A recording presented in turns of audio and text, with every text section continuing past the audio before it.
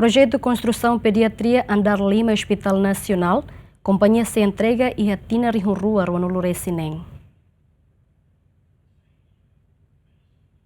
Ministra da Saúde Elia dos Reis Amaral Hateten projeto de construção no Hospital Pediatria Andar Lima e Hospital Nacional e a construção remata ona, vai ver se a instalação no oxigênio, nebe se entrega para o governo e hatinangoin. Ia debate orçamento geral do Estado e vamos a informação na kata ia itabot sa atin na kata WHO nebe mak apoio baitania oxigênio plantação nebe mak honing itabot sira ia fulang walu liba sira entrega então oxigênio plantação na makarhal conexão.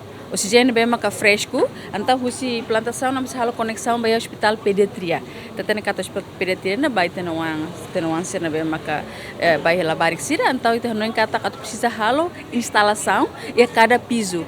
Significa se instalação com a belorong de lorong rua los calai, então hore nem mais não estende itu, mas baia construção nerasi se acaba por volta de minha timeline. Mas a instalação precisa ainda fulano até termina a instalação era assim. Provavelmente se até março. Projeto de construção da pediatria Andar Lima ne lança o ex-chefe de governo Tauro Matanrua. O total orçamento a muito milhão se aresin.